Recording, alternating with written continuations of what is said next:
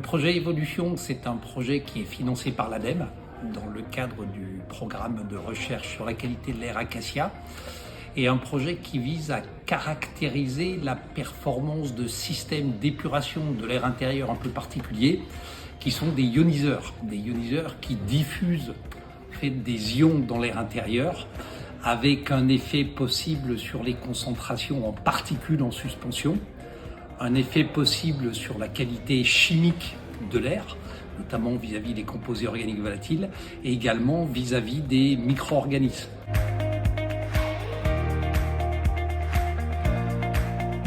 Alors c'est un système qui a repris beaucoup d'intérêt, si on peut dire, avec la crise sanitaire. On sait que c'est assez complexe de gérer les environnements intérieurs qui accueillent du public, comme les écoles par exemple.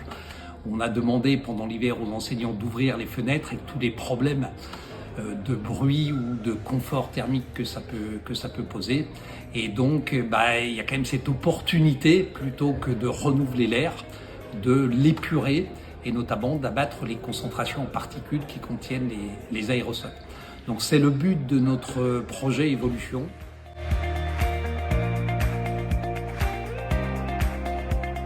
On a 3 composantes. Première composante, ce sont des campagnes de mesure in situ dans différents types de bâtiments où on regarde quelle est la qualité de l'air quand l'ioniseur fonctionne et quand il est à l'arrêt.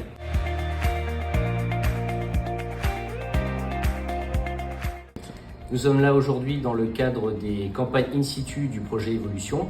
Ici, nous sommes à Tipi dans une salle de cours avec des étudiants de l'école d'ingénieur CESI.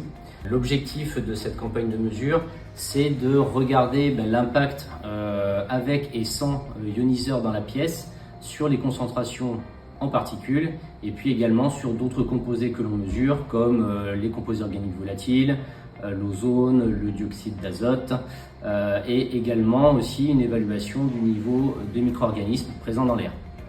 Donc là, tout autour de nous, nous pouvons observer la mise en place du dispositif. Donc en fait, nous avons installé l'ensemble des appareils à proximité des tables où les élèves réalisent leur journée et donc avec des mesures en temps réel. Ces mesures-là sont réalisées pendant 1 heure sans la mise en place du ioniseur.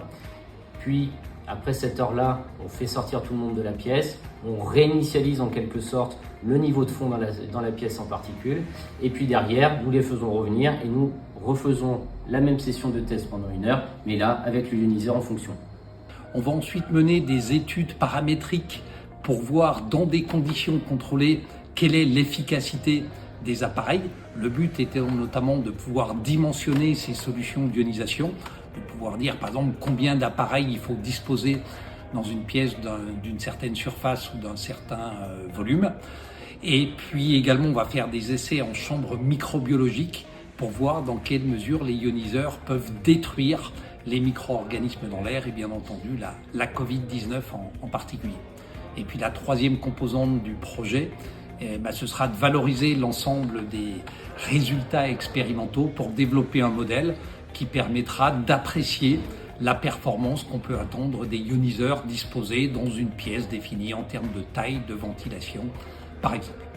Voilà, c'est un projet qui se terminera à l'horizon 2024.